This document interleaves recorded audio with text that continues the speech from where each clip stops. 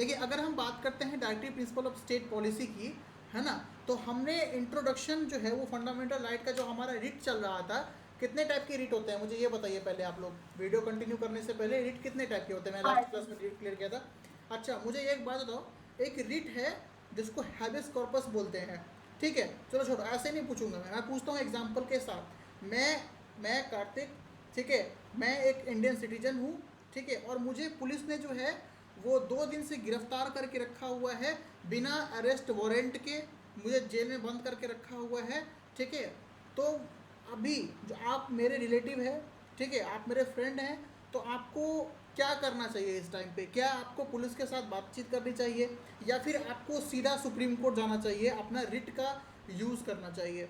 बताइए आप लोग, और कौन सा रिट लगेगा वो भी बताइएगा, एक एक करके बताइएगा, सब एक साथ मत बताइएगा। बताइए मानसी।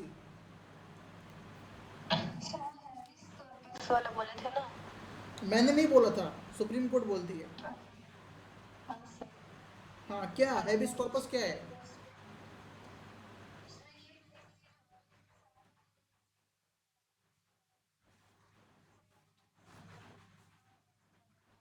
नहीं, नहीं, गलत। मैंने ये कहा था कि चलो मैं आप लोगों से ही पूछ लेता हूँ, दूसरा बताओ आप, पंकज आप बताइए हैबिस कॉर्पस का यूज़ कैसे होता है?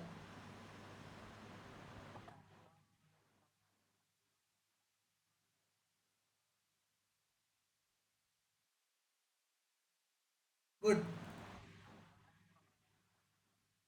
हाँ, एग्जैक्टली, हाँ, मतलब अगर यहाँ पे ये कह सकते हैं क्या हम, कि जो भी गिरफ्तार व्यक्ति होता है, जिसको भी अरेस्ट किया जाता है, उस पर्सन को जो है वो कोर्ट कहती है कि आप हमारे सामने लेकर के आइए, है जी। और उसमें ये भी कहा जाता है, उससे क्वेश्चन किया जाता है। अब मुझे एक बात बताओ, ये जो हमारा सुप्रीम कोर्ट है, हमारा जो ऑनरेबल हाई कोर्ट है, तो क्या उसमें जिस पर्सन ने हमें अरेस्ट किया है, क्या उसे बुलाया जाता है? ये एक एडिशनल, मैं आपको बता रहा हूँ, ये एग्जामिनेशन में कभी भी नहीं पूछेगा कि किसको बुलाया जाता है, बताओ। मैं इतना बस आप याद रखिए कि हैबिस कॉर्पस में अगर कोई भी पुलिस, कोई भी पर्सन आपको अरेस्ट करती है 24 आवर्स के अंदर, अगर आपको न्यायालय में पेश नहीं करती है, मजिस्ट्रेट के सामने पेश नहीं करती है, तो आप जो है सुप्रीम कोर्ट में जाकर के सीधा आर्टिकल, कौन सा बताओ, आर्टिकल कितने में है? 32, रिट इज अंडर आर्टिकल 32। आप जाकर के सीधा कह सकते हो कि सर, इसको 24 आवर्स से ज़्यादा आप न्याय उसमें जेल में रखा गया है, बट विदाउट एनी रीज़न, ठीक है। अगर रीज़न हो भी, तब भी की बात कर रहा हूँ, रीज़न अवैध रूप से गिरफ्तारी हुई है तब भी, अवैध रूप से गिरफ्तारी नहीं हुई है तब भी, है ना, अरेस्ट वारंट के साथ आया था तब भी आप कर सकते हैं। ऐसा नहीं कि भाई अवैध रूप से थोड़ी किया है, नहीं, 24 आवर्स से ज़्यादा हुआ, बिल्कुल जाइए आप, ठीक है। तो ये था आपका बंदी प्रत्यक्षीकरण, इसको कहा जाता है। तीसरा बताओ मुझे, अधिकार पृष्ठा, जिसको क्यू वारंटो कहा जाता है, मुझे ये बताइए क्यू वारंटो क्या होता है? कोई है पर्सन जिसको पता है कि क्यू वारंटो क्या होता है? मैंने कहा था अधिकार पृष्ठा।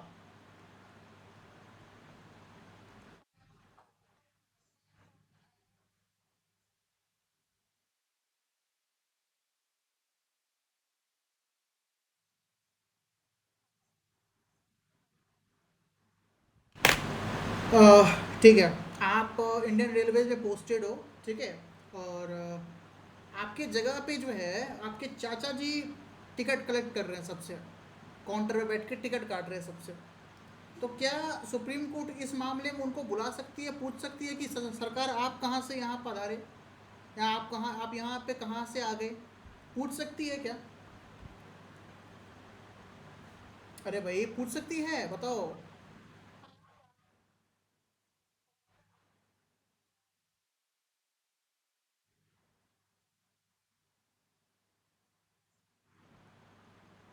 आपके अलावा किसी और का आंसर नहीं है? आप लोगों को कंफ्यूजन है क्या, जिन्होंने आंसर नहीं दिया इसमें?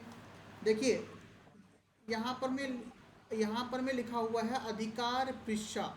अधिकार, अधिकार का मतलब क्या होता है? राइट। बोलते हैं ना, आपने सुना होगा, मूवीज में देखा होगा, किस अधिकार से आप मुझे अरेस्ट कर रहे हैं, किस अधिकार से आप मुझे ये बातें पूछ रहे हैं, है ना? तो दैट इज कॉल्ड अधिकार। तो इसमें क्या होता है कि इसे न्यायालय द्वारा किसी व्यक्ति द्वारा सार्वजनिक कार्यालय के अवैध अनाधिकार ग्रहण करने को रोकने के लिए जारी किया जाता है। मतलब कोई भी एक पब्लिक ऑफिशियल, माइक बंद कर लो प्लीज, पब्लिक ऑफिस में अब पब्लिक ऑफिस का मतलब होता है गवर्नमेंट ऑफिस, ठीक है। गवर्नमेंट ऑफिस में कोई व्यक्ति आकर के बैठ गया है, ठीक है, किसी एक्स पर्सन के जगह पे, कि एक्स पर्सन हो सकते हैं, उसे कोई ताऊ चाचा चाची कोई लग सकते हैं, है ना। आपने देखा होगा, इसका सबसे बेस्ट एग्जांपल है गांव में जब चुनाव होता है, मुखिया का चुनाव होता है, तो हर कोई व्यक्ति जो है ना, उम्मीदवार या फिर कह सकते हैं जो खड़ा होता है नेता, वो अपनी वाइफ के नाम पे खड़ा चुनाव लड़ता है ना। और वाइफ जीत जाती है तो ऑफिस में जाकर कौन बैठता है, उसको उसका हस्बैंड जाकर के बैठता है। सबसे बेस्ट एग्जांपल है पंचायत वेब सीरीज, देखा है, हस्बैंड जाकर के काम करना शुरू कर देता है।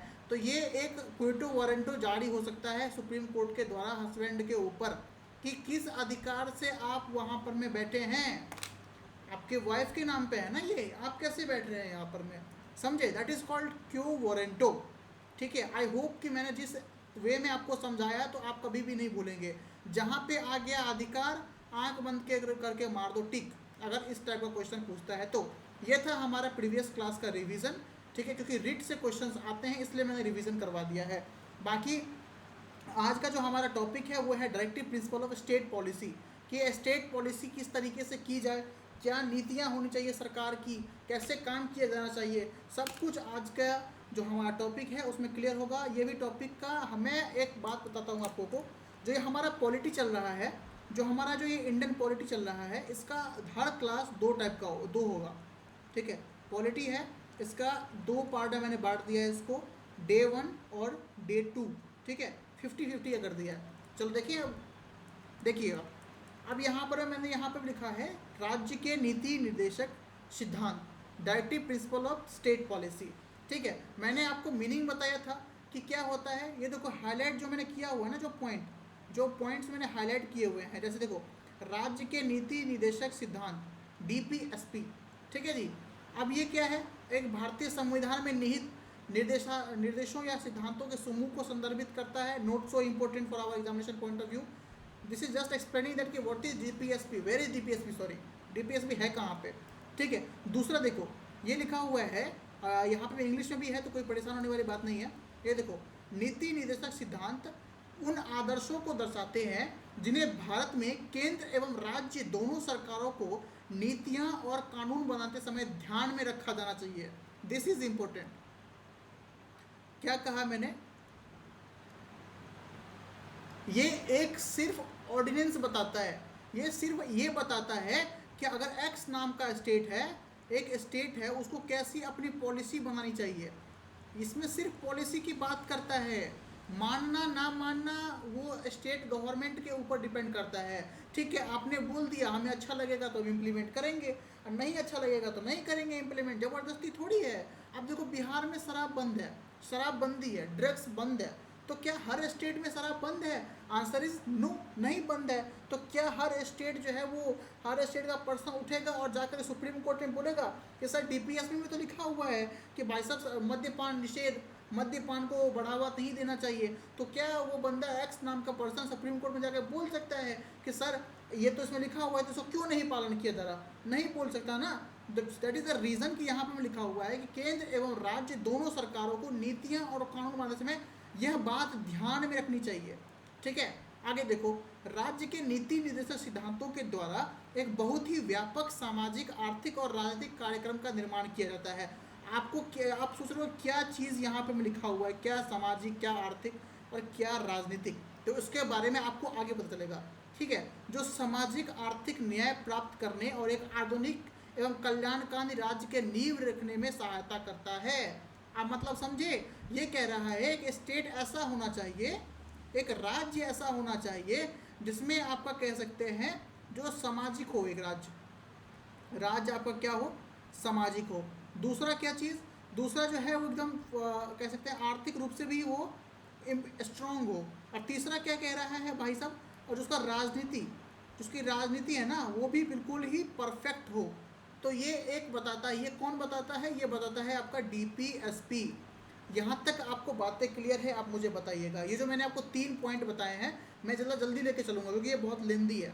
बताओ कम समझ में आया ये चीज़?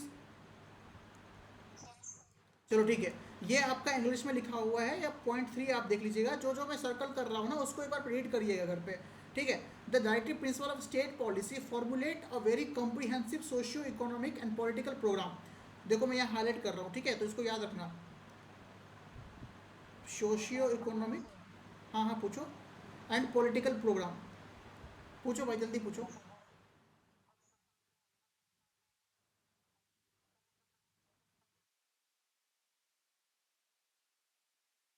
बिल्कुल।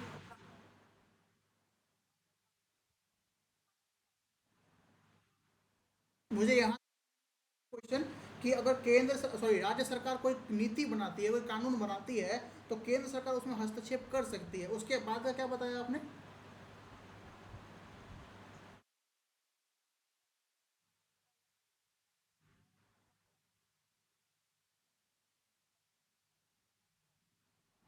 इसका आंसर मैं आपको लास्ट में दूं, बिकॉज इस पे आपका ऑलमोस्ट 10 से 15 मिनट जाएगा, जो आप कह रहे हो ना, जो बातें, उस पर ऑलमोस्ट 10 से 12 मिनट जाएगा। आप कह रहे हो ना कि स्टेट में कोई अगर लॉ बनता है तो उसको सेंट्रल आकर के हस्तक्षेप कर देती है, तो इसको मनमानी करना बोलते हैं। ये आपका यही है ना, कि ये मनमानी है, कि वो कोई नियम लागू नहीं करने दे रही है, ऐसा वैसा। ठीक है, इसके बारे में आपको डिटेल से बताऊंगा क्लास के एंड में, ठीक है। बिकॉज क्या होता है कि जो रिकॉर्डिंग हो रही है ना, रिकॉर्डिंग में क्या होता है कि आपकी वॉइस कोई नहीं सुन रहा है, वो मेरी वॉइस सुन रहा है, तो उसको थोड़ा सा ना वहाँ पर मैं इग्नोरिंग लगेगा कि भाई क्या बता रहे हैं ये टॉपिक सेट, क्योंकि उनको ये नहीं पता कि आपने क्वेश्चन क्या पूछा है मेरे से। ठीक है, तो इसका मैं आपको आंसर जरूर दूंगा, लास्ट में दूंगा, पहले ये देख लें। देखो ये है ना, यहाँ पर मैं ये है कि the directive principle of state policy formulate a very comprehensive socio economic and political programme that helps in achieving socio economic justice, laying the foundation of modern and welfare state. ठीक है, तो जो मैंने आपको ऊपर बताया वही सेम चीज़ यहाँ पर मैं नीचे में लिखी हुई है। ठीक है जी, अब देखो ये बहुत इंपॉर्टेंट है, I am highlighting this line. Okay, so भारतीय संविधान के भाग 4, this is part 4, and article 36 to 51 है ना, इसमें डीपीएसपी आपका वर्णित है, निहित है कह सकते हैं। ठीक है जी, चलो भाई आगे देखो। इंग्लिश में भी वही है, article 36 to 51 in part 4 of the Indian constitution contains detailed provision. अच्छा मेरी बात मानोगे क्या आप लोग, ये जो आपका पार्ट 1 है ना, पार्ट 1 हमारे संविधान में कितने भाग हैं ये बताओ?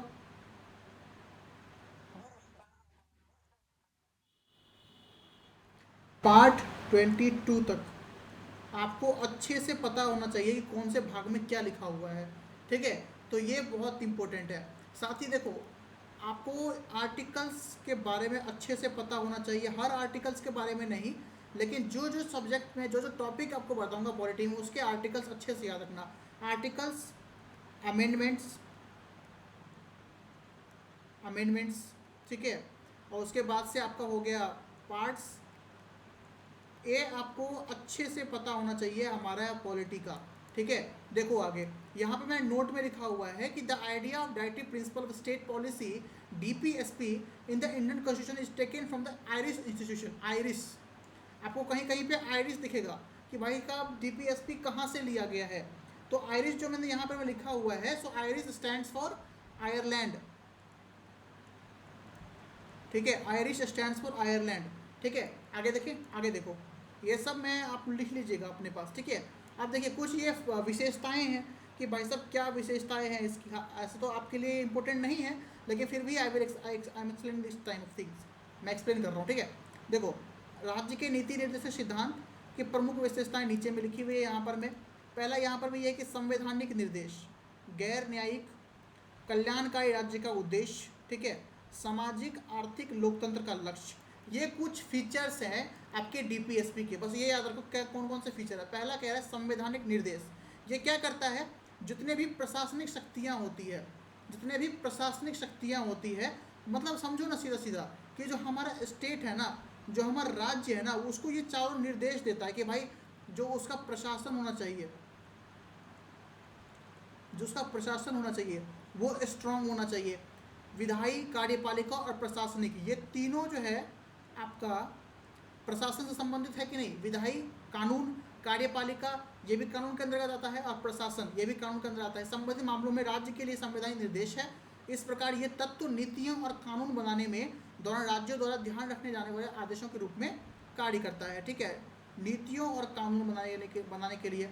नेक्स्ट देखो, गैर न्यायिक, ठीक है, नॉन जस्टिसेबल, ये कहता है कि मौलिक अधिकारों के विपरीत जो कानूनी रूप से लागू करने योग्य होते हैं, है ना, अर्थात इनके उल्लंघन के लिए न्यायालय द्वारा वो उन्हें कानूनी रूप से लागू नहीं किया जाता है, ठीक है, और सरकार उन्हें लागू करने के लिए बाध्य नहीं किया जा सकता है, ठीक है। जो मैंने आपको इतने देर से चिल्ला चिल्ला के बोल रहा हूँ कि ये आपका सुप्रीम कोर्ट या किसी भी कोर्ट में जो है ना वो वाद्य योग्य नहीं है, ठीक है। आप चैलेंज नहीं कर सकते किसी को, किसी भी पर्सन को या स्टेट गवर्नमेंट को कि आपने ये क्यों फॉलो नहीं किया, जबकि ये लिखा हुआ है ना, यही बता रहा है, ये नॉन जस्टिसेबल बता रहा है। तीसरा देखो, कल्याणकारी राज्य, क्या इसको भी बताना पड़ेगा, है ना, ये समझते ही हो, न्याय, स्वतंत्रता, समानता, बंधुत्व, ये कल्याणकारी राज्य के लक्ष्य होते हैं। सामाजिक आर्थिक लोकतंत्र का लक्ष्य, ठीक है, हर समाज में मतलब एक तरह से कह सकते हैं भाईचारा, बंधुत्व, है ना, आर्थिक, सामाजिक, राजनीतिक कार्यक्रमों का निर्माण करने के लिए सब कुछ इसके अंतर्गत आता है। यहाँ पे देखो, constitutional directive, non justiciable, objective of welfare state, and the last one is aim of socio economic democracy, है ना। तो कभी कभार आपको ये चारों ऑप्शन में से कोई 3 ऑप्शन दे देगा और बोलेगा कि बताओ इसमें से गलत कौन सा है, समझे। तो ये आपको थोड़ा सा याद रखिएगा, constitution directive, non justiciable, objective and welfare states, aim of socio economic democracy. अच्छा, ये आपका बहुत सारा एक इंपॉर्टेंट नोट यहाँ पर में आ गया। क्या लिखा है मैंने, doctor BR Ambedkar describe the directive principle of state policy as the innovative feature of the Indian constitution. क्या मतलब, ये BR अम्बेडकर कहते हैं कि जो राज्य का नीति निर्देशक तत्व है ना, उसे भारतीय संविधान की नवीन विशेषताएं बताया गया है, ठीक है। ये जो हिंदी ट्रांसलेटेड है ना, गूगल ट्रांसलेटेड है, सो कुछ अगर इससे मिस्टेक हो जाता है ना तो थोड़ा सा समझना, ठीक है। क्या कहते हैं, वह पूछ लेता है कभी कभार कि इनोवेटिव फीचर के बारे में, DPSP के इनोवेटिव फीचर के बारे में किसने बताया था, डॉक्टर BR अम्बेडकर ने बताया था। फिर देखो, वह कहते हैं ग्रेवलिन ऑस्टिन ने राज्य के नीति निर्देशक तत्वों और मौलिक अधिकारों को संविधान की आत्मा कहा है। This is very very important topic, sorry part, ठीक है, इसको आपको याद रखना चाहिए और नाम खास करके याद रखिए। एक वर्ड याद रख लो, ग्रानविल, ठीक है, ग्रानविल ऑस्टिन, या फिर बहुत सारे लोग ऑस्टिन के नाम से याद रखते हैं, तो ऑस्टिन के नाम से याद रखो कि ऑस्टिन ने कहा था कि ये जो हमारा फंडामेंटल राइट्स है और जो हमारा DPSP है, ये क्या है, संविधान की आत्मा है, ठीक है, संविधान की आत्मा है। आगे देखिए जी, चलो जी आगे देखते हैं, है ना। ये देखो, ये आपके लिए नहीं है वैसे, हाँ चलो आ गया, यही है भाग 4 अनुच्छेद 36 से 51 हमने डिस्कस किया है। आर्टिकल 36 क्या कहता है वो देखो, ये आपको कहता है राज्य के बारे में। क्या मैंने आपको इससे पहले राज्य के बारे में बताया है, मैंने आपको फंडामेंटल राइट्स में राज्य के बारे में बताया है, हाँ या ना बताइएगा। आर्टिकल 12। नहीं, आर्टिकल नहीं पूछ रहा हूँ मैं, ये पूछ रहा हूँ कि क्या मैंने आपको फंडामेंटल राइट्स के बारे में बताया है, यस और नो, बस इतना आंसर दीजिएगा। Yes sir. ठीक है, कुछ लोगों का आंसर नहीं आ रहा है, सिर्फ 2 लोगों का आंसर आया है कि बताया है, तो वापस से बता देता हूँ। ये देखो, स्टेट लिख रहा हूँ ना, बस इतना याद रखो, इसमें करता हूँ कोई भारतीय, इसका स्क्रीनशॉट लेना तो ले लेना, ठीक है, कोई भारतीय राज्य से संबंध नहीं, note related with Indian states, okay. So इसका मतलब यहाँ पर में क्या हुआ, according to the constitution, according to the constitution, states means holding bodies, holding bodies. अच्छा जी, होल्डिंग बॉडीज मतलब क्या, होल्डिंग बॉडीज मतलब गवर्नमेंट सेक्टर्स, गवर्नमेंट सेक्टर्स का मतलब क्या, it includes not only government, it's individuals also, ठीक है, संवैधानिक और गैर संवैधानिक ऑल्सो। अगर इसमें समझ लो आपका पब्लिक फर्म, इसमें हो गया आपका प्राइवेट फर्म। पब्लिक फर्म में समझो RRB, UPSC, नीट, उसके बाद से कह सकता हूँ और भी कोई सारे ले लो, आपका कह सकता है UPPSC, BPSC, ठीक है, BPPSC, JPSC, है ना, सब कुछ आ जाएगा इसमें। और चलिए इसमें सिर्फ ये क्या, इसमें एजुकेशन वाले चीज़ें ही आएंगे? नो, सब कुछ, आरआरबी, सॉरी आरआरबी कह रहा हूँ, आरबीआई, है ना, एक्सेट्रा, सब कुछ आते हैं। And what is in individual? It is Tech Mahindra, company है टेक महिंद्रा, एमएनसी है, ठीक है। आपके रोजगार मेला में सबसे बड़ा इंपॉर्टेंट रोल यही प्ले करता है, Tech Mahindra. Second one is TCS, Infosys, है ना। तो ये सब कुछ संविधान, सब कुछ संविधान की नज़र में क्या है? स्टेट है, समझे। तो जो आर्टिकल 36 है वो यही कहता है कि जो आपने फंडामेंटल राइट्स में स्टेट के बारे में पढ़ा, वही चीज़ यहाँ पर वो भी बोल रहा है कि आपको याद है या नहीं याद है। वो आपसे पूछ रहा है कि भैया आपको पता है जो आपने पढ़ा था। देखो, अनुच्छेद 36 के अनुसार भाग 4 डीपीएसपी में राज्य, है ना, शब्द का वही अर्थ है जो भाग 3 मौलिक अधिकार में है। इसी प्रकार भाग 4 के प्रयोजन के लिए राज्य शब्द को शामिल किया गया है, निम्नलिखित किया गया है, जो मैंने आपको बताया। सेम पॉइंट्स यहाँ पर लिखा हुआ है। देखो, भारत सरकार और संसद अर्थात केंद्र सरकार के कार्यपालिका और विधायी अंग, ठीक है। राज्य सरकार और विधायिका अर्थात राज्य सरकार के कार्यपालिका और विधायी अंग, सभी स्थानीय प्राधिकरण अर्थात नगर पालिकाएं, पंचायत, जिला बोर्ड, सुधार ट्रस्ट आदि, है ना। फिर आता है देश के अन्य सभी सार्वजनिक प्राधिकरण, ऑल सेक्टर्स। समझ में आया? क्लियर है? आप तो कभी भी नहीं भूलोगे ना राज्य का मतलब क्या होता है, बताइएगा। वही चीज मैंने यहाँ पे ये बताया हुआ है। हाँ बताओ, किससे कोई क्वेश्चन है? कोई कुछ पूछ रहा है? नहीं पूछ रहा कोई? चलिए ठीक है। डेफिनेशन ऑफ स्टेट, है ना। अब याद रखिएगा, आर्टिकल 36 स्टेट के बारे में बताता है, पूछ लेता है कभी कभार, समझे कि नहीं, कि आर्टिकल 36 किससे संबंधित है। तो याद रखिएगा जो मैंने आपको बताया, same it is. It next is भाग 4 अनुच्छेद 37। अच्छा जी, हाँ हाँ बोलो बोलो। रफ पेज, इसका स्क्रीनशॉट ले लीजिए, ठीक है, लो।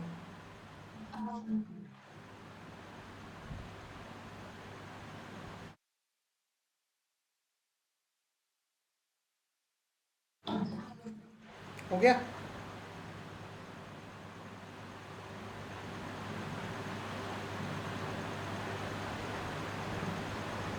ठीक है, आर्टिकल 37 के बारे में बात करें।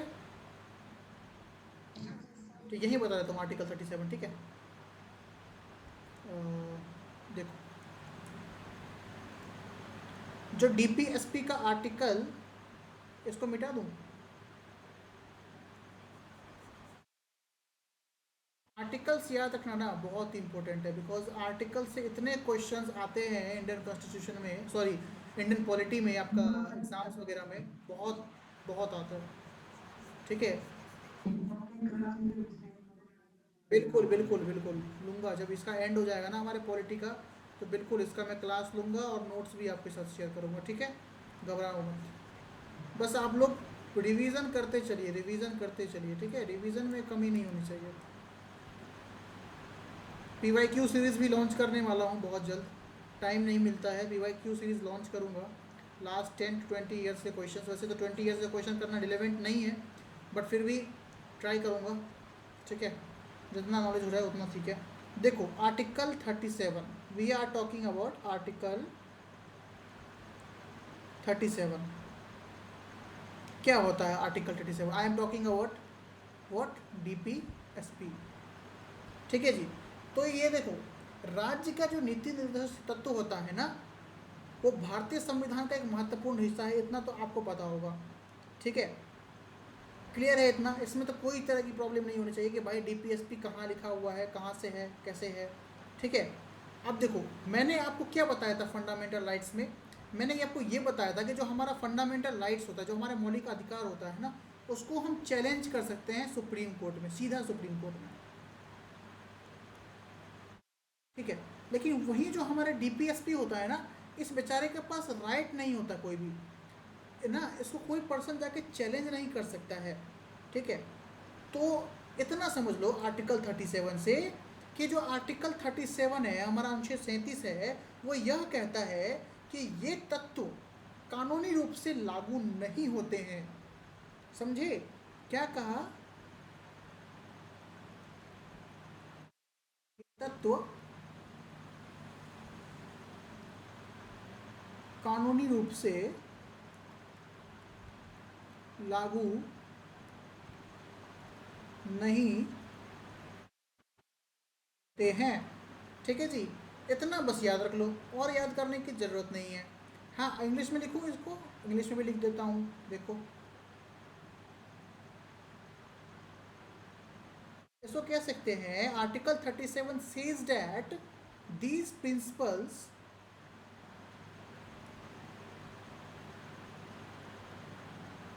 Principles are note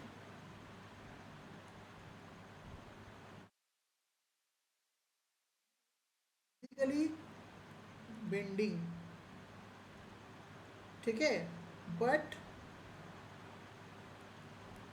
the government officials but the government should keep,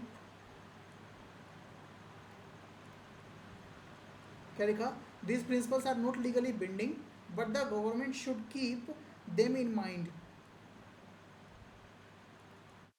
बस दिमाग में याद रखो भाई, बस दिमाग में रखो। ठीक है, बस while framing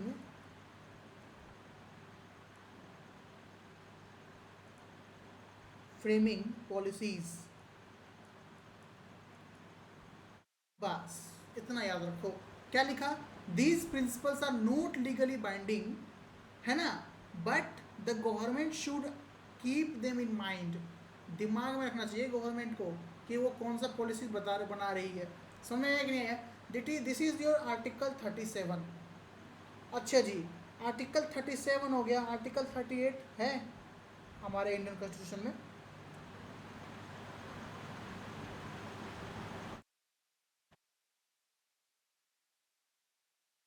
हमारे इंडियन कॉन्स्टिट्यूशन में आर्टिकल 38 है, बताओ जल्दी।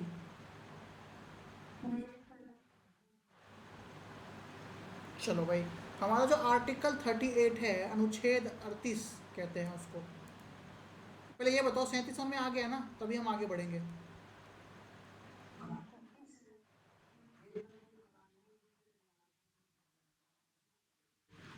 भाई ये मैंने आपको कहा कि आप दिन में 12 घंटा पढ़िए, आपने एक कान से सुना एक कान से निकाल दिया, तो क्या मैं आप पे केस कर दूं कि आपने क्यों नहीं माना मेरी बात को? क्या मैं आपको इसी पे मारना शुरू कर दूं कि क्यों नहीं माना आपने बात को? या मैं क्या आपको क्लास से बाहर निकाल दूं? नहीं कर सकता नहीं मैं ये चीज़ें, ये आपकी चॉइस है। बोलते हैं ना, it's my choice, my life my rules. वही वाली बात है यहाँ पर में। वो सिर्फ डीपीएसपी पेज में लिखा हुआ है। बोलते हैं ना, किताबों के पन्ने में लिखे हुए हैं क्वेश्चन, लेकिन याद नहीं है, तो वो क्वेश्चन धरे के धरे रह जाते हैं। कितना भी नोट्स बना लो, है ना, 4 चांद लगा लो नोट्स बना के, नोट्स रिवीजन नहीं किया तो वो नोट्स कागज़ की रद्दी हो गए। समझे? तो वो डीपीएसपी वही है। डीपीएसपी बस इतना कहता है कि भैया जब आप बनाते हैं कानून को तो मेरा ध्यान कर लीजिएगा एक बार, मेरा पढ़ लीजिएगा एक बार मुझे। तो क्या जो हमारे ऑफिशियल्स जो बना रहे क्या उसको रखते होंगे ध्यान में? उनकी मर्जी, रखे ना रखे। समझे? बस इतना याद रखो, बार बार कहता हूँ इतना याद रखो कि एग्जैक्टली exactly, हाँ वही तो। अब क्या एक बात बताओ रामचंदन, क्या भगवान से सब इंसान खुश है? नहीं है खुश। कितना भी बोलो खुश है, कोई खुश नहीं है। क्या पीएम से सब खुश हैं? नहीं होगा खुश। क्या मेरे से सब खुश हैं? बहुत सारे लोग होंगे जो खुश नहीं होंगे, बहुत सारे लोग हैं खुश होंगे, है ना।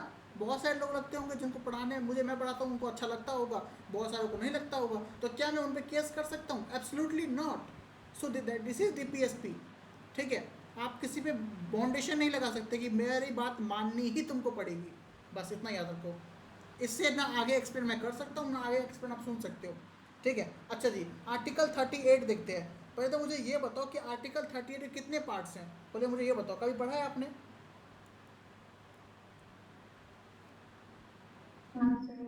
ये जो हमारा आर्टिकल 38 है, इसके दो पार्ट है। Article 38A, 38B।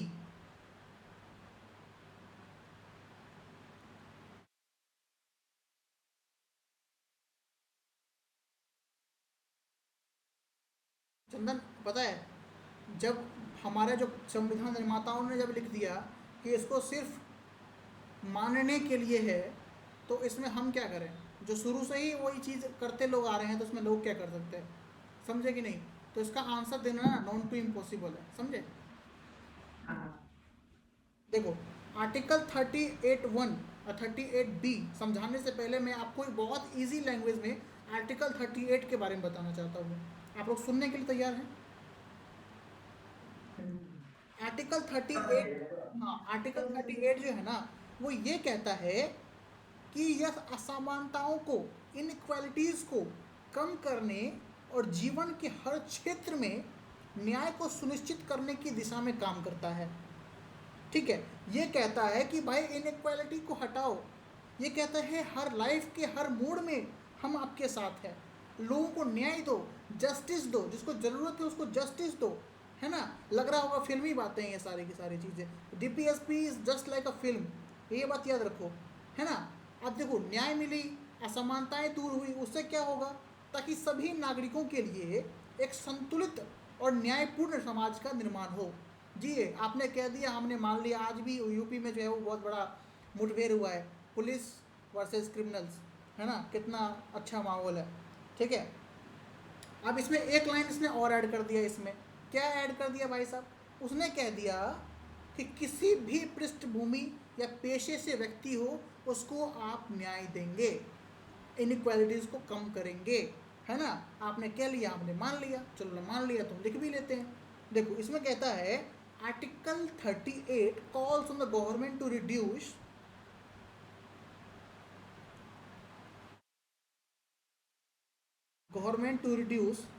बेटा, जो मैं ये लिखा रहा हूँ ना, ये किसी भी कॉपी में, किसी भी बुक में और किसी भी वेबसाइट पे नहीं मिलेगा। ठीक है, बिकॉज इतना इजी लैंग्वेज में बता रहा हूँ, है ना? अगर आप जो हमारा इंडियन कॉन्स्टिट्यूशन है ना, वो अगर वो डाउनलोड करके पढ़ना शुरू कर दोगे ना, मैं बता रहा हूँ ना, जो आपका जो आर्टिकल 1 है वो भी आपको समझ में नहीं आएगा। ठीक है, तो देख लो उसको आराम से। मेरी हैंड राइटिंग अच्छी नहीं है, तो थोड़ा सा देखना। और वैसे भी ये जो मैं लिख रहा हूँ ना जिस पेन से, वो पेन का जो आप कह सकते हैं मोटाई है ना, वो बहुत ज़्यादा है, समझे? तो पेन टैब है ये, वैसे तो थोड़ा सा इशू होता है इसमें, फिर भी I am trying my best.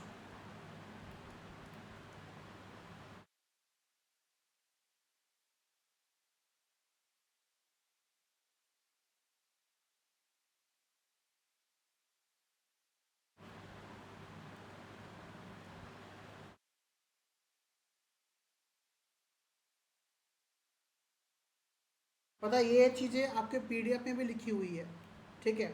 लेकिन मेरी जो आदत है ना लिख के पढ़ाने वाली, वो कभी जा ही नहीं सकती। मैं चाहता हूँ स्टूडेंट को अच्छे से अच्छा मटेरियल प्रोवाइड हो, अच्छा से अच्छा, है ना? बोल दो अभी, कह दूंगा ना अभी कि पीडीएफ से देख लो भाई, मुझे खुद अच्छा पसंद नहीं है, सच बात बता रहा हूँ ना, ऑनेस्टली बता रहा हूँ, मुझे खुद पसंद नहीं है पीडीएफ से पढ़ाना। इसलिए मैं लास्ट में एक पेज रखा हुआ है रफ वर्क के लिए।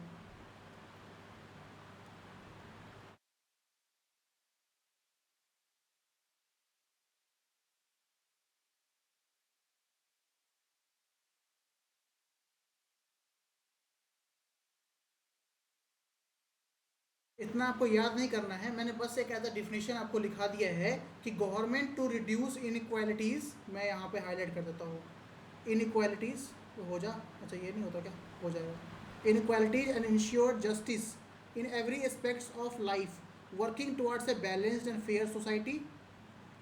ठीक है, फॉर ऑल सिटीजन्स।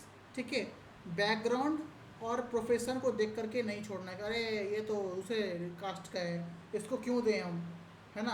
और हिंदी में तो आप लोग लिख ही लेंगे अपनी भाषा में कि अनुच्छेद 38 जो कहती है वो ये कहती है कि हर किसी में समानता लाओ, असमानताओं को ख़त्म करो, हर समाज के हर व्यक्ति को न्याय दो, है ना? और कहती है कि एक अच्छे सोसाइटी का निर्माण करो, और किसी भी जाति धर्म के नाम पे भेदभाव मत करो, बस इतना ही। अब देखो, ये जो आर्टिकल 38A 38B है, ये क्या कहता है? 38A 38B कहता है, पहले एक की बात करता हूँ, राज्य को निर्देशित करता है कि वह ऐसा सामाजिक व्यवस्था स्थापित करे जिसमें सामाजिक, आर्थिक और राजनीतिक न्याय राष्ट्रीय जीवन को सभी संस्थाओं में समाहित हो। इसका उद्देश्य यही होता है कि सभी के लिए एक न्यायपूर्ण और समाज सेवा का निर्माण करना है। न्यायपूर्ण है ना, और समाज सेवा, बस इतना याद रखो। ठीक है जी। दूसरा देखो 38B, ये कहता है कि राज्य से यह अपेक्षा करता है, ये एक्सपेक्टेशंस रख रहा है, आपके फैमिली वालों का आपसे एक्सपेक्टेशंस होगा कि बच्चा आगे जाके कुछ करेगा, है ना, हमारा बुढ़ापे का सहारा बनेगा, तो क्या एक्सपेक्टेशंस है ना। तो डीपीएसपी का जो आर्टिकल 38B है वो एक्सपेक्टेशंस रख रहा है एक स्टेट से। अब ये स्टेट मतलब वो स्टेट नहीं जो मैंने आपको बताया है, एक स्पेसिफिक स्टेट से, बिहार, उत्तर प्रदेश, झारखंड, तमिलनाडु, केरला, कर्नाटका, जितना भी है, राज्य से यह अपेक्षा करता है कि वह आय की असमानताओं को कम करे। आय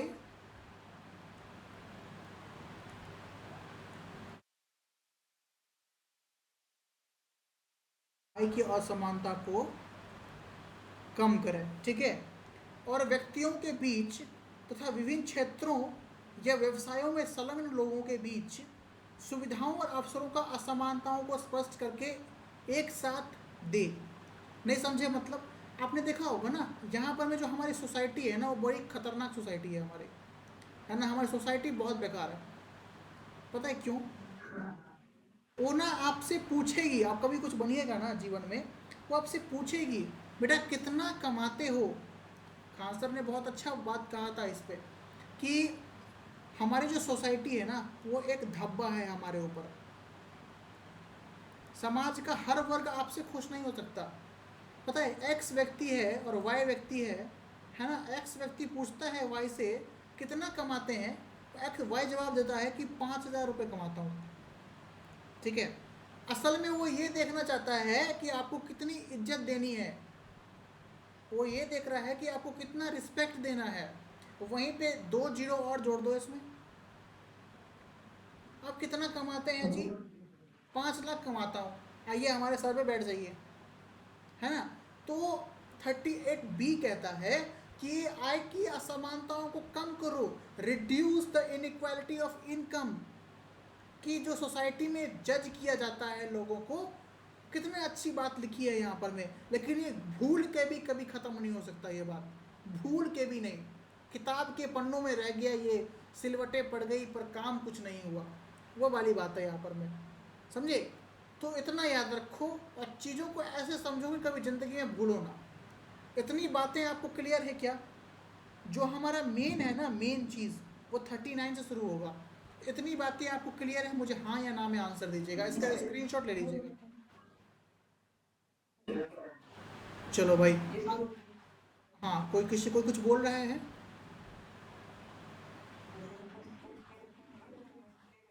चंदन, आपकी वॉइस ब्रेक हो रही है।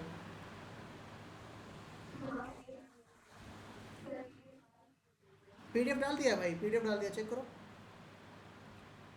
अच्छा जी, 38 में जो है ना, ये आपको यहाँ पे है, पढ़ लीजिएगा, जो मैंने बताया है वही है। हाँ, इसमें नहीं था ना 38A 38B नहीं था, इसलिए मैंने एक्सप्लेन कर दिया। 39 देखो, आर्टिकल 39 क्या कहता है ये? राज्य अपनी नीति का संचालन किस प्रकार करेगा वो बताता है, कि कैसे वो अपनी नीतियों को लागू करेगा बताता है। देखो, सभी नागरिकों को, इसको मैं थोड़ा सा हाईलाइटर से समझाता हूँ, बिकॉज यहाँ पे पेन चलाऊंगा तो वो समझ में नहीं आएगा। कहता है सभी नागरिकों के लिए आजीविका के पर्याप्त साधनों का अधिकार सुनिश्चित करना। कहता है कि सर जी, आप जो है ना, सोसाइटी के हर वर्ग के लिए, हर पर्सन के लिए जो है ना, वो कहीं से कहीं ना सोर्स ऑफ इनकम लाइए। क्या लाइए जी? सोर्स ऑफ इनकम लाइए। ठीक है, कुछ ना कुछ कीजिए सर, कुछ कीजिए, ऐसे काम नहीं चलेगा, ऐसे काम नहीं चलेगा, कुछ कीजिए, है ना।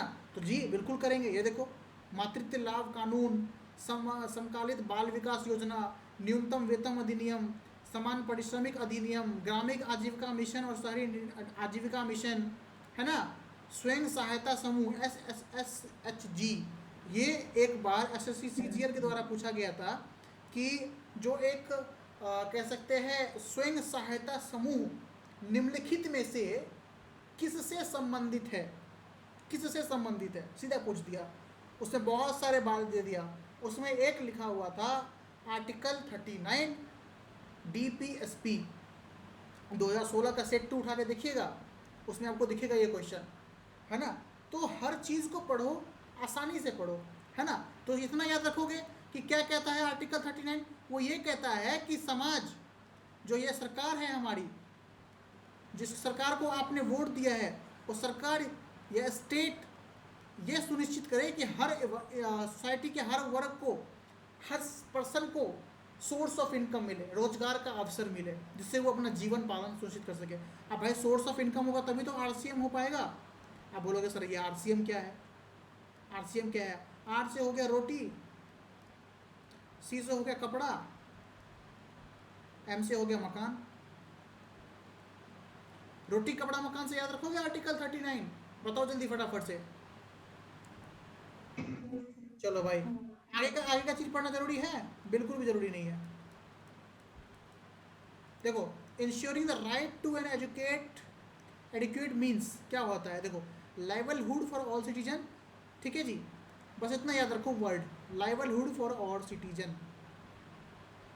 ये आपके कुछ स्कीम्स हो गए, minimum wage act, equal remuneration act 1976, rural livelihood mission and urban livelihood mission, promotion of self help group, mission Indradhanush. भाई साहब UPSC का क्वेश्चन है ये, ठीक है। तो जो ये पढ़ लेगा ना एक बार टाइम दे करके, जीवन कल्याण है उसका, बस इतना समझो, ठीक है। चलो भाई, आर्टिकल 39 हो गया, आर्टिकल 39A पे चलते हैं। ये क्या कहता है? न्याय में समानता को बढ़ावा। अच्छा जी, ये तो हमें याद आ रहा है कि फंडामेंटल राइट में भी कहीं ना कहीं ये पढ़ा था कि हर व्यक्ति को इक्वली ट्रीट करना चाहिए, कानून के समक्ष सभी समान हैं।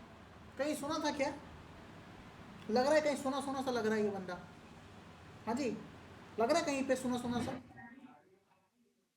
एब्सोल्युटली, वेरी वेरी गुड, बहुत अच्छा।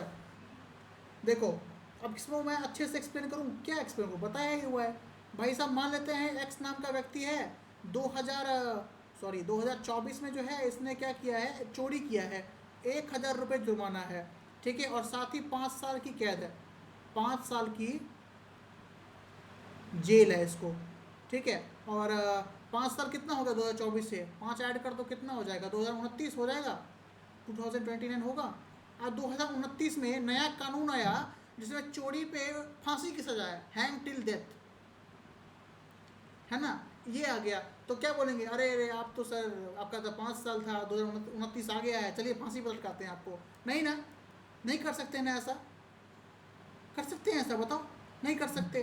तो यही चीज़ यहाँ बता रहा है, न्याय में समानता को बढ़ावा। एक चीज़ तो ये बता रहा है ये, दूसरा ये क्या बताता है, दूसरा बताता है कि मान लेते हैं कि ये जो हमारी सोसाइटी है ना, समाज, मैं पता है DPSP में बार बार सोसाइटी को लेकर क्यों आ रहा हूँ, वो इसलिए आ रहा हूँ कि DPSP is directly related with the society, DPSP directly related with the society, है ना। सोसाइटी का 2 पर्सन है, मान लेते हैं कि ये ब्राह्मण है और ये जो है वो आपका पिछड़ा वर्ग से आता है, ठीक है। इसने भी डकैती की है, चोरी की है, और इसको न्यायालय के पास गया या पुलिस के पास गया, पुलिस ने इससे 1000 रुपये जुर्माना लेकर के इसको छोड़ दिया, बरी कर दिया।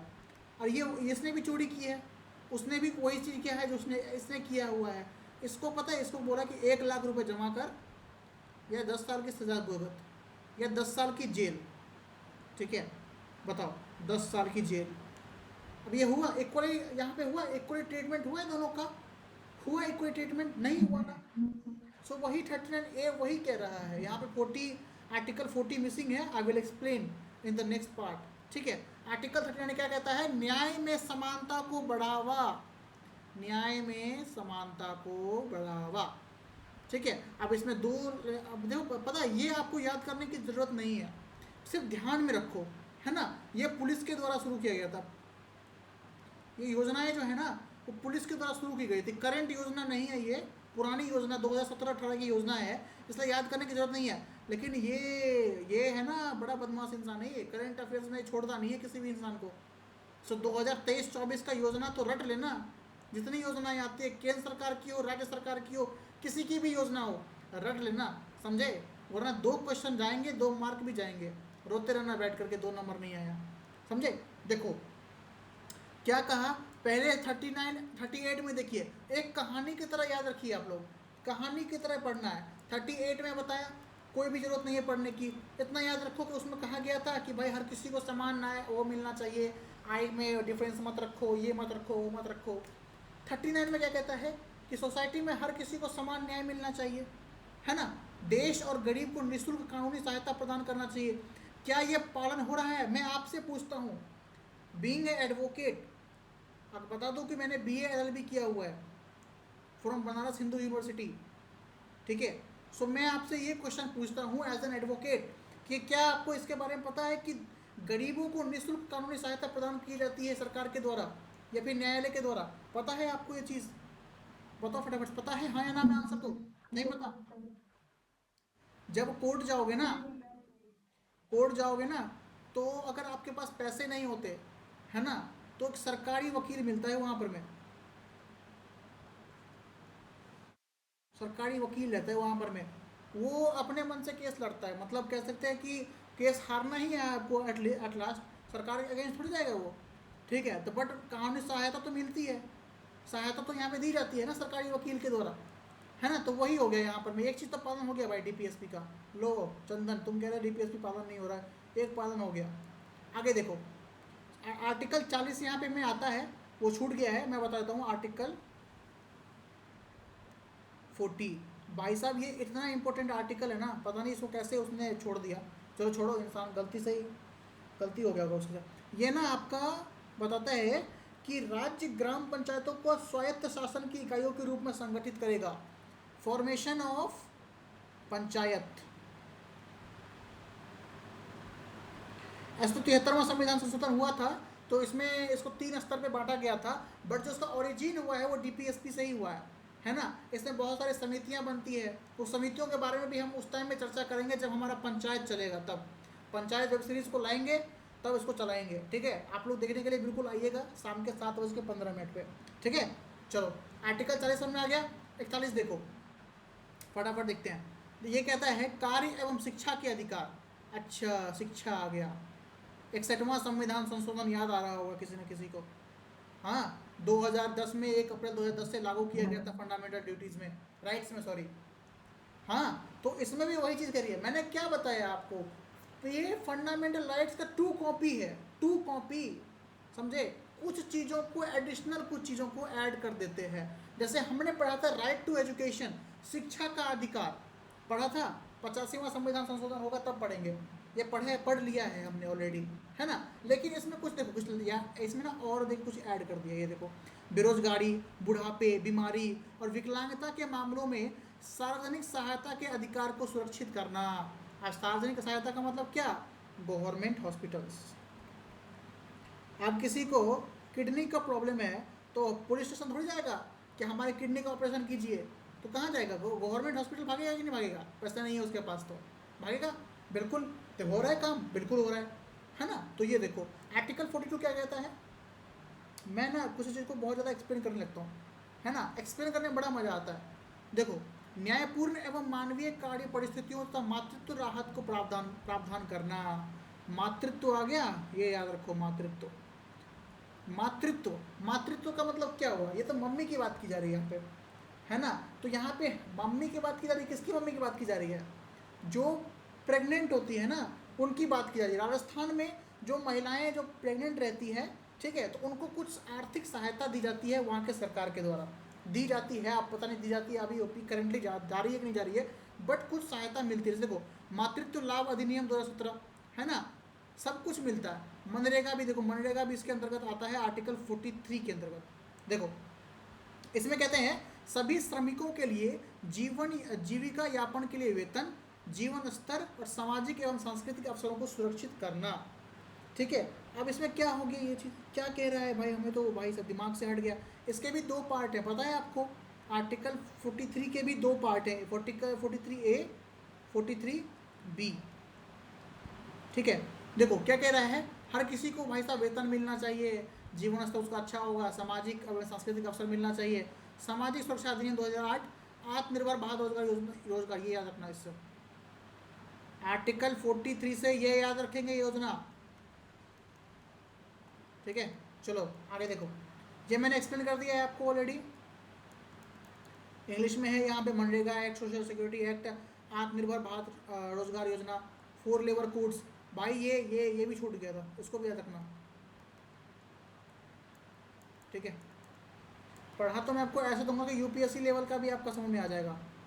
आगे देखो 43A, 43B छोड़ दिया है इसने, शायद बी छोड़ दिया है। कितना गलती करेगा यार, 45 भी छोड़ दिया, शायद 45 भी छोड़ दिया, बताओ। मेन मेन चीज़ तो छोड़ दिया है इसने। 43A क्या कहता है, अब देखो ये कह रहा है उद्योग, इंडस्ट्रीज के बारे में बात कर रहा है, टॉकिंग अबाउट इंडस्ट्रीज। इसको ना इंग्लिश में समझो। कभी कभार पता है, आप लोग नोटिस कीजिएगा, जो चीज़ें हमें हिंदी में समझ में नहीं आती ना, वो इंग्लिश में समझ में आ जाता है, और जो चीज़ हमें इंग्लिश में समझ में नहीं आती वो हिंदी में समझ में आ जाता है। देखो इसमें कहता है कि to take steps to ensure the participation of workers in the management of industries. अच्छे समझ में आ गया क्या कह रहा है, पार्टिसिपेशन ऑफ वर्कर्स और इन इंडस्ट्रीज, ऑफ इंडस्ट्रीज, इंडस्ट्री बात बराबर है। क्या कह रहा है, कह रहा है कि राज्य कर्मकारों के लिए निर्वाह मजदूरी, शिष्ट जीवन स्तर आदि बढ़ाने का प्रयास करेगा। यह 43 में था। 43A में क्या कहता है, उद्योग के प्रबंध में कर्मकारों को भाग लेना। कर्मकार मतलब क्या, जो वर्कर्स होते हैं, जो काम करते हैं इंडस्ट्रीज में, उनके कह सकते हैं उनके बारे में ध्यान रखना कि भाई उनका सैलरी मिल रहा है कि नहीं मिल रहा है, पेंशन के लिए कुछ किया जा रहा है कि नहीं किया जा रहा है, उनको जीवन यापन के लिए किया जा रहा है कि नहीं किया जा रहा है, आरसीएम के लिए कुछ किया जा रहा है कि नहीं किया जा रहा है। उसी के लिए एक एक्ट लाया गया था, उसको कहते हैं लेबर लॉ, ठीक है, 1948। अगर आप यूपीएससी के स्टूडेंट होते तो मैं ये आपको बताता, लेकिन जब जो चीज़ आपको काम की नहीं होगी वो बताऊँ। फिर आता है इंडस्ट्रियल डिस्प्यूट एक्ट 1947। अच्छा, मैं आपसे मॉडर्न हिस्ट्री का एक टॉपिक पूछूं इसमें से, भाई मुझे एक्ट से कुछ याद आया है, पूछूं कुछ। अहमदाबाद मिल में क्या हुआ था, अहमदाबाद मिल।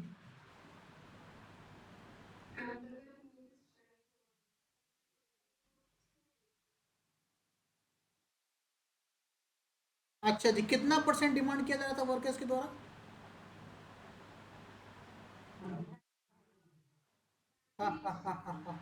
इतना डीपली नहीं पढ़ा मैं उन्हें उसके लिए। 35%। सुनो सुनो सुनो, कहानी सुनाता हूँ। देखो क्या हुआ था, वर्कर्स जो है ना, आप देखो हर व्यक्ति अपने परिवार के लिए काम करता है, पापी पेट उसको हर कुछ करने के लिए मजबूर कर देता है, चोरी डकैती, है ना, सब कुछ करने के लिए वो कर देता है। वर्कर्स काम कर रहे थे, और काम करते करते भाई हर किसी को बोनस मिलना चाहिए, दिवाली बोनस, तो उसमें प्लैग बोनस चल रहा था एक, उस टाइम में प्लैग बोनस चलता था, है ना। अब ये मत पूछना प्लैग बोनस क्या होता है, भाई बोनस होता है, इतना याद रखो, है समझे। तो प्लैग बोनस चल रहा था, तो भाई साहब अब हर कोई व्यक्ति काम करता था, तो कुछ तो एडिशनल पैसा मिलना चाहिए ना यार। हाँ, त्योहारों का टाइम है, कुछ नहीं मिलेगा तो कैसे काम चलेगा, समझे। तो 35% उन्होंने डिमांड की थी कि हमारा 35% आप हमको हिस्सा दीजिए, बोनस दीजिए। लेकिन जो ऑनर था अहमदाबाद मिल्स का, उसने कह दिया कि 20% नहीं दूंगा, कितना दूंगा, 15 से लेकर के 20% के बीच में दूंगा, इतना दूंगा, उससे ज़्यादा नहीं हो पाएगा भाई, हमसे तो ना हो पाएगा। तो ये लोग धरना पे बैठ गए। अब गांधी जी उसमें क्या गए थे, चंपारण गए थे। चंपारण गए थे, कहाँ गए थे, जहाँ पे नील का हुआ था युद्ध। कहाँ गए थे बताओ, तिलकटिया पद्धति कहाँ पे थी। अरे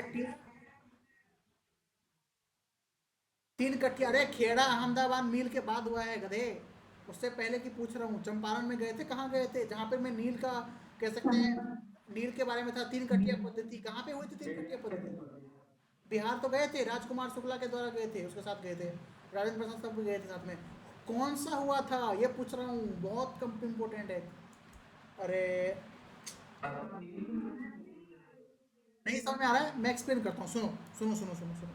ये अहमदाबाद मिल्स कब हुआ था, ये कब हुआ था, इतना मुझे बताओ कब हुआ था, ये अहमदाबाद मिल्स का जो स्ट्राइक हुआ था कब हुआ था। रुको रुको एक मिनट, रुको एक मिनट, बहुत कंफ्यूजन है यार आप लोगों में, सुनो सुनो। भाई साहब गांधी जी का पहला सत्याग्रह कौन सा था, गांधी जी का पहला सत्याग्रह। अरे कहाँ, 1906 कहाँ जा रहा है भाई। मेरे मेरा क्वेश्चन तो सुन ले, मेरा क्वेश्चन सुन ले। गांधी जी का पहला सत्याग्रह कहाँ हुआ था, जहां पे नील की खेती के बारे में गांधी जी ने स्ट्राइक किया था?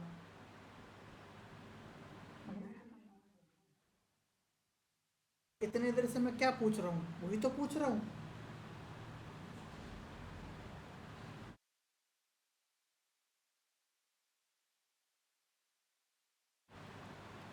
चंपारण सत्याग्रह में तीन कटिया पद्धति में नील की खेती के बारे में स्ट्राइक हुआ था। वो जो कहते हैं एक तिहाई हिस्से पे नील की खेती उगाओ। फ्रांस में जो है ना, वो आपका मॉडर्न नील इंक, फ्रांस में, याद रखिएगा, फ्रांस में इंक बनने लगा था।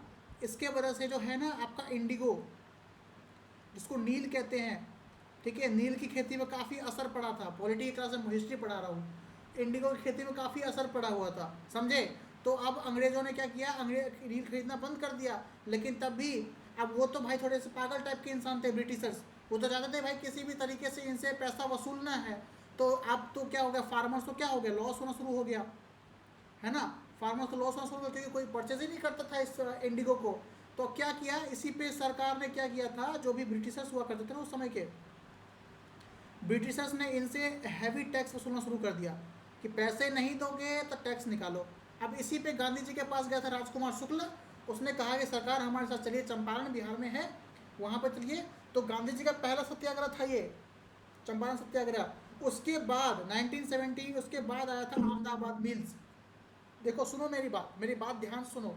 जब आपका एनटीपीसी का सीबीटी 1 क्लियर हो जाएगा ना, तो खुद से एक आवाज़ आएगी अपने मन से कि I can do it, CBT 2 मेरे से हो जाएगा। हो जाएगा, नहीं होगा वो अलग बात है, लेकिन हो जाएगा, अंदर से एक आवाज़ आएगी। तो ये पहला सत्याग्रह था, समझे? सत्य की राह पे आगे चलने कोई सत्याग्रह कहा था, इसमें अहिंसा, अहिंसा नहीं इसमें आता है, ठीक है? तो उसके बाद से अहमदाबाद मिल में क्या हुआ था, फ्लैग बोनस को लेकर 35% में डिस्प्यूट हो गया था। तो सभी व्यक्ति कहाँ उतर गए थे, धरने पर उतर गए थे। तो गांधी जी गए, उन्होंने समझाया। तो वो अब क्या किया, गांधी जी ने कहा कि भाई साहब देखो, ना तुम्हारा ना मेरा, 25% में बुक कर दो स्लॉट, 25% दे दो, ठीक है, और ख़त्म करो ये बात। तो अहमदाबाद मिल्स में जो उस समय का ऑनर था, उसने मान लिया इसकी बात को, और बस ख़त्म हो गया। That is Ahmedabad mills.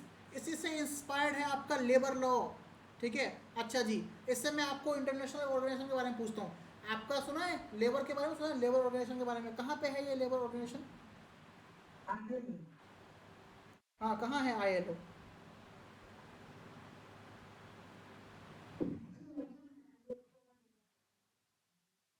अरे इंटरनेशनल लेबर ऑर्गेनाइजेशन किधर पड़ा?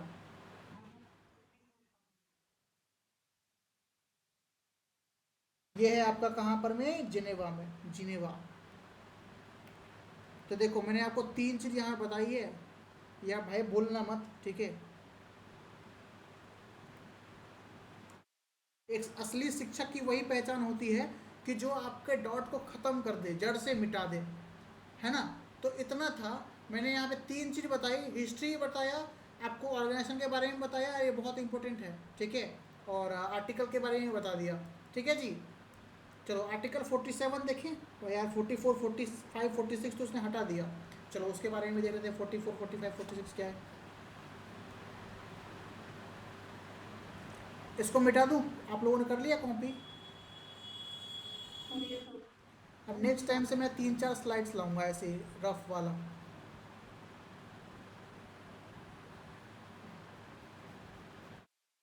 तब तक आप पानी वगैरह पी लो, मैं तब तक ये इसको इरेज कर देता हूँ। 1 घंटे की क्लास तो हो ही होगी, और आने वाले टाइम में 1.5 घंटे 2 घंटे भी आ सकती है। सो अपना चैटिंग वैटिंग छोड़ के आना, ठीक है?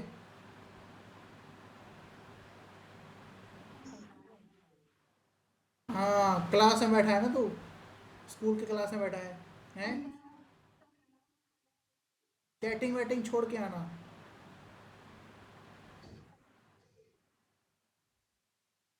और क्या, चंदन का देखे धड़ाधड़ धड़ाधड़ मैसेज आ रहे हैं उधर से, कब आओगे इधर, अभी टाइम हो गया है।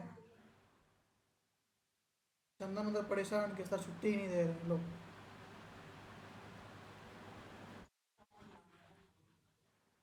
हाँ, मज़ा नहीं आ रहा है क्या चंदन पढ़ने में? ऑनेस्टली बताना, ऑनेस्टली बताना, मेरा मैं जो बताता हूँ आपको वो समझ में आता है आप लोगों को? अरे कोई नेगेटिव भी बोल दो यार, नेगेटिव से थोड़ा सा इंस्पिरेशन मिलता है भाई। अच्छा, आप लोगों को क्या ऐसा लगता है मैं क्या अपने आप में क्या चीज़ सही करूँ जिससे मैं अपने स्किल्स को और इन्हेंस कर सकूँ? मैं ऑनेस्टली आप लोगों से पूछता हूँ, आप लोग बताइए। अरे गधे, साउंड की छोड़ना यहाँ पर नहीं, मैं पूछ रहा हूँ पढ़ाई में क्या ऐसा करूँ। एनिमेटेड वीडियो, ठीक है, एक मैंने बताया एनिमेटेड वीडियोस, ठीक है, और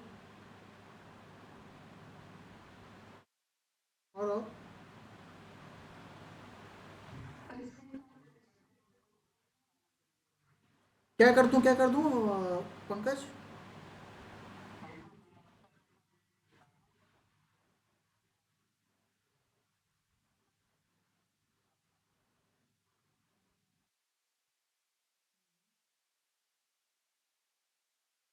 हाँ। वो तो हम करेंगे, वो तो साइंस में करेंगे ना। पॉलिटी में कौन सा ग्राम डायग्राम बताऊँ, पता? पॉलिटी में एक ही डायग्राम लाया हूँ इंडियन कॉन्स्टिट्यूशन का, वो लगा दिया था ना तभी। चलो छोड़ो। अच्छा ठीक है, थैंक यू आप सभी को। हाँ ठीक है, ठीक है, ठीक है, ठीक है भाई, आई अप्रिशिएट योर वर्ड्स। ठीक है, देखो आर्टिकल 44 फटाफट से देखो। पंकज को, उसको, चंदन को जाना भी है, आर्टिकल 44 देखो। ठीक है, इसमें क्या कहता है, ये आपका इतना चर्चित और इतना पॉपुलर कह सकते हैं ना, ये आर्टिकल है, ट्रस्ट करो, ये एग्जामिनर्स का फेवरेट आर्टिकल है। अब मैं आगे जो लिखूंगा ना, मुझे लगता है कि आप लोग में से 90% उस वक्त उस चीज़ को जानते होंगे। यूसीसी, जानते हो उसके बारे में? यूनिफॉर्म। अच्छा जी, अच्छा, अब आया यहाँ पे क्वेश्चन पूछने के लिए। ये तो मुझे पता चल गया कि यूनिफॉर्म सिविल कोड है। और मुझे ये भी पता होगा कि आप सभी को पता भी है कि यूनिफॉर्म यूनिफॉर्म सिविल कोड कौन सा क्या होता है। मेरा आपसे क्वेश्चन ये है, भारत का पहला ऐसा कौन सा राज्य है जिसने यूसीसी को लागू किया था?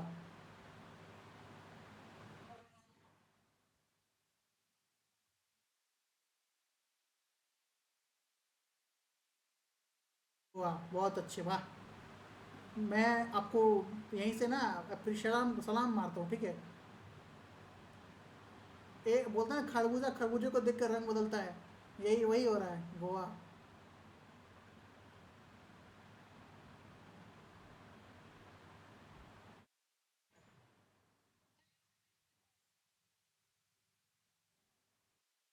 सुन तो लो,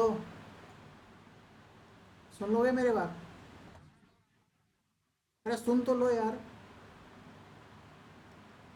सुनो, यही देखो, देखो इसलिए मैं कहता हूँ कि मेरे वर्ड्स को सुना करो जो मैं कहता हूँ आपको।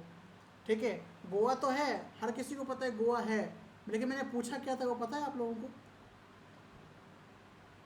गोवा आज से नहीं, ठीक है, गोवा आज से नहीं, ये औपनिवेशिक शासन के दौरान ही इसने जो है, जब ब्रिटिशर्स इंडिया में रहा करते थे, ठीक है, और जब ब्रिटिश ने भारत से अलग कर दिया था गोवा को, तब से ही यहाँ पर मैं यूसीसी लागू है ना, कह सकते हैं ब्रिटिशर्स के टाइम पे लागू है। अब पता है ये जो मैंने यहाँ पर मैं लिखा हुआ है ना, यूके, यूके, अभी एक एग्ज़ाम हुआ था आपका, ये BSS सी का एग्ज़ाम हुआ था रिसेंटली, याद नहीं है मुझे, बट पता है वहाँ पर मैं उसने क्या पूछा था, ये यूनिफॉर्म सिविल कोड जो आपका कह सकते हैं अनुच्छेद 44 का एक भाग है या हिस्सा है, वो कहाँ लागू किया गया है? ठीक है, कहाँ लागू किया गया है? ना उसने पूछा पहला, ठीक है, ना उसने बताया कि रिसेंट बताओ, कितना कंफ्यूजिंग वहाँ पे उसने पूछा होगा।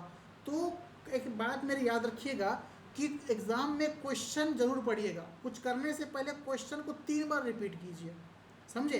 तो सभी को पता है गोवा, सब ने आंख बंद गए, गोवा गोवा गोवा, मारो टिक गोवा पे, सबका हो गया गलत, समझे? तो एक बार मेरी रिक्वेस्ट है, सुनिएगा ये क्वेश्चन कहता क्या है, समझे ना? तो उत्तराखंड रिसेंटली उसने किया है। अब ये किसके द्वारा यूजीसी लागू किया जाता है बताओ? तो उसमें क्या हुआ था कि जो बिल आता है ना, बिल मंजूर कौन करता है? बिल को प्रेसिडेंट करती हैं। प्रेसिडेंट द्रौपदी मुर्मू ने क्या किया था? इसको एक्सेप्ट कर लिया था और इसकी परमिशन दे दी थी। अच्छा जी, जब ये उत्तराखंड में आपका यूसीसी लागू किया गया था उस समय सीएम कौन हुआ करते थे? ये सीएम कौन थे ये बताओ, पता है किसी को?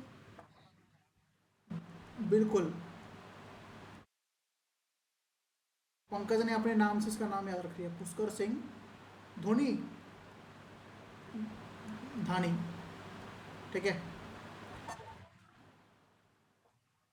हाँ लिख लिया भाई, लिख लिया धानी, ठीक है जी। अब देखो, जो हमने अपने पढ़ा है ना, उत्तराखंड में इसने लागू किया गया है। अब इसमें ना बहुत सारी चीज़ों को ऐड कर दिया गया, पता है आपको यूसीसी में? अब आपको पता है यूसीसी होता क्या है ना? कोई ऐसा बेवकूफ़ इंसान होगा जिसको यूसीसी के बारे में नहीं पता तो कोई बात ही नहीं है। बिकॉज ये इतना चर्चा में रहा है, लास्ट ईयर इतना चर्चा में रहा है कि भाई जो बच्चा 10th में पढ़ता था ना उसने ही मेरे से पूछा भाई यूसीसी होता क्या है, भैया यूसीसी क्या होता है। भाई इतना आर्टिकल, इतना न्यूज़, क्योंकि इससे बहुत डिस्प्यूट था ना, हम हर किसी को पता डिस्प्यूट बहुत था हिंदू मुस्लिम में, है ना। अब देखो क्या होता है, सिंपल समझो, एक यहाँ पे एक्स व्यक्ति है और यहाँ पे वाई व्यक्ति है, ये है हिंदू और ये है मुस्लिम, ये हिंदी लिख दिया, हिंदू ये है मुस्लिम। दोनों में शादी तो दोनों में होती है, लेकिन रीति रिवाज क्या सेम होता है? कबूल है कबूल है कबूल है बोलता है हिंदू में, हिंदू में बोलेगा तो मार के भगाएगा वहाँ से, ठीक है। तो हिंदू में नहीं बोल सकता। अब मुस्लिम में कर सकते हैं क्या? मुस्लिम में इतने सारे रीति रिवाज कर सकते हैं क्या? नहीं कर सकते, है ना। मुस्लिम बोल सकते हैं यहाँ पर मैं AK पुष्पांजलि डालिए आग में, नहीं बोल सकते ना, लड़ाई हो जाएगी। तो हिंदू विवाह अधिनियम और मुस्लिम विवाह अधिनियम अलग अलग है, दोनों का दोनों सेम। यहाँ पर में एक्स नाम का व्यक्ति है, किसी का मर्डर कर देता है, ठीक है। वाई नाम का व्यक्ति है, किसी का मर्डर कर देता है, इसको पता है सजा कौन? CRPC इसको सजा नहीं देती है, इसका अलग ही लॉ चलता है। मुस्लिम ये लॉ, हिंदू वो लॉ, ये लॉ ऐसा लॉ। तो यूसीसी कहता है कि ये यहाँ पर में क्यों आप मतभेद कर रहे हैं, मतभेद क्यों हो रहा है यहाँ पर में, है ना। जैसे होता है क्यों नहीं हो रही पढ़ाई, वैसे हो रहा है कि क्यों यहाँ पे हो रहा है लड़ाई, समझे। तो इसमें क्या हुआ कि जो आपका हिंदू विवाह अधिनियम है, हिंदू मैरिज एक्ट है ना, ये याद ना रखना कि एक्ट कब आया था, 1955, ठीक है। और एक था आपका शरीयत अधिनियम, ठीक है जी, 1937। इसको यूसीसी में मिला दिया है उत्तराखंड में, ठीक है। उत्तराखंड में इसको मिला दिया है कि भाई साहब कुछ नहीं होगा, अब शादी एकदम बिल्कुल एक लॉ से होगा। पता है बहुत डिस्प्यूट होता था। अब इसमें इसमें इसमें जो है ना तलाक, ठीक है, इसमें तलाक एक्सेप्टेड है, तलाक तलाक तलाक 3 बार बोल दिया खत्म कहानी। इसमें तलाक एक्सेप्टेड है, बिल्कुल एक्सेप्टेड है, लेकिन in the presence of court. इसमें कोई कोर्ट वोट नहीं, सीधा बोल दिया चलो खत्म कहानी, ठीक है। चलो ये था आज का क्लास। आई होप कि जो लैंग्वेज मैंने आपको समझाया है कभी भी नहीं भूलेंगे। PDF अपलोड है ग्रुप में, वापस से पिन कर देता हूँ, इसका स्क्रीनशॉट चाहिए तो ले लीजिए, ठीक है। स्क्रीनशॉट ले लीजिए और रख लीजिए अपने पास, पढ़ लीजिएगा, कॉपी कर लीजिएगा इसको, ठीक है जी। चलो भाई आज 44 तक आपको बताया है ना। कल आगे से 45, 46 और जो रेस्ट के बचे हुए हैं हमारे पास आर्टिकल्स, उसको भी कंप्लीट करेंगे, ठीक है। और इसको एक बार आप रीड आउट करो जरूर कीजिएगा। ये जो कुछ पहले शुरू की गई थी, पहल जो थी यहाँ पर में, उसको ज़रूर करिएगा एक बार घर पे, ठीक है जी। कल मुलाकात होगी आपसे शाम के 7:15 पर, ठीक है। कुछ पूछना है किसी का, कोई क्वेश्चन है? चलो नहीं है,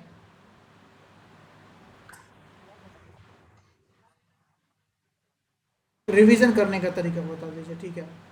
देखो देखो देखो देखो, आपका सिलेबस है पहले,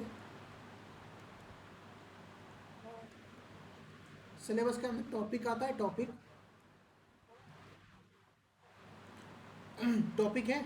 आज आपने मान लेते हैं DPSP का कुछ टॉपिक पढ़ा है, ठीक है, DPSP का कुछ टॉपिक पढ़ा है, इसको आपने मेरे से पढ़ा है। अब आपकी रिस्पॉन्सिबिलिटी ये बनती है कि हाफ आवर या फिर 1 घंटा आपके समय के अनुसार, स्वादानुसार, हाफ घंटा या 1 घंटा आप इसको रिवीजन कीजिए, पहले बैठ के रिवीजन कीजिए। अब मान लेते हैं मैंने आपको बताया यूसीसी के बारे में, आपको समझ में नहीं आया, आपको बाउंस कर गया दिमाग से, दिल तो बच्चा है ना, दिमाग से निकल गया आपसे, कोई बात नहीं जी, दिमाग से निकल गया। अब क्या करेंगे आप, रिवीजन हो गया, एक चीज़ समझ में नहीं आया होगा, 2 चीज़ समझ में नहीं आया होगा, ऐसा थोड़ी है कि कुछ समझ में नहीं आया होगा, जो चीज़ समझ में आ गया वेरी गुड है जी, जो समझ में नहीं आया उसका सबसे अच्छा सोर्स है गूगल। ठीक है, अब ठीक है, गूगल से भी आपको कुछ ऐसा रिस्पॉन्स नहीं मिला जो आपके दिल को तसल्ली दे दे, आप क्या करेंगे, सीधा उठ के जाएंगे ग्रुप में और मुझे पिन करके पूछेंगे कि सर ये बता दो कि ये कैसे हुआ, ये नहीं समझ में आया, ऐसा एक्सप्लेन कर दो वापस से, है ना। तो ये हो गया। दूसरा ये हो गया कि जब आप कोई अगला टॉपिक पढ़ते हैं, आप मान लेते हैं कि मैंने आपका फंडामेंटल राइट्स ख़त्म कर रखा है, जो आपका फंडामेंटल राइट्स तो ख़त्म कर रखा है, आपका कर्तव्य ये बनता है, आपकी रिस्पॉन्सिबिलिटी ये बनती है कि लास्ट 5 ईयर का क्वेश्चन उठाइए, सिर्फ एक स्पेसिफिक टॉपिक से लास्ट 5 ईयर का टॉपिक उठाइए और उसको रिवीजन कीजिए, देखिए क्वेश्चन कैसे बनता है, क्वेश्चन बनता भी है आपसे, नहीं बनता है। जब आपने ये कर लिया तो समझिएगा कि आपका रिवीजन हो गया, बस इतना ही, और कुछ नहीं लगाना है इसमें, रटना नहीं है। एक बात याद रखिएगा, ज़िंदगी का एक मूल कॉन्सेप्ट है कि रटना नहीं है, समझना है, रटना नहीं है।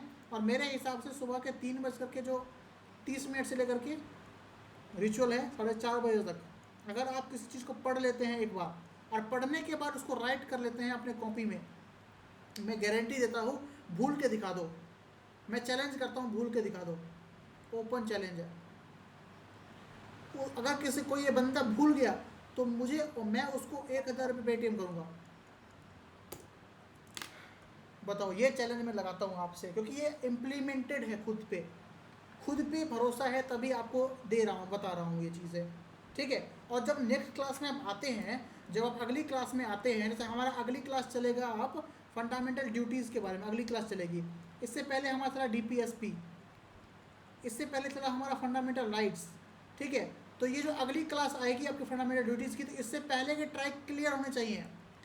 अभी नहीं समझे, ये ट्रेन का ट्रैक है, ठीक है, 1 सिग्नल, 2 सिग्नल, 3 सिग्नल, ट्रेन यहाँ पे खड़ी है, सिग्नल यहाँ पे ग्रीन होगा या फिर डबल येलो होगा या फिर येलो होगा, तभी तो आगे बढ़ेगी। जब आगे ही रेड सिग्नल है, कॉशन है यहाँ पर में, ठीक है, तो आगे कितना ही पढ़ लोगे नहीं होगा, ठीक है जी। तो पहले अपना प्रीवियस चीज़ कंप्लीट कीजिए, और ये याद रखिए कि हर संडे हमें पढ़ना नहीं है, हर संडे हमें पढ़ना नहीं है, नो पढ़ाई, ओनली रिवीजन, कभी भी कीजिए स्वादानुसार, सुबह शाम दिन दोपहर रात, जब करना हुआ तभी कीजिए, रिवीजन कीजिए, सिर्फ रिवीजन, किताब को हाथ मत लगाना, पहले कह रहता हूँ, आप रोबोट नहीं हैं, आपको रेस्ट चाहिए एक दिन, समझे। तो आपको एटलीस्ट 4 घंटा आप रिवीजन कीजिए, फिर जो मन आए संडे को कीजिए, Sunday is a fun day, okay. चलो, बस इतना ही था, रिवीजन इम्प्लीमेंट कीजिएगा, बिल्कुल रिजल्ट मिलेगा, 100% रिजल्ट मिलेगा, इस बात की गारंटी है।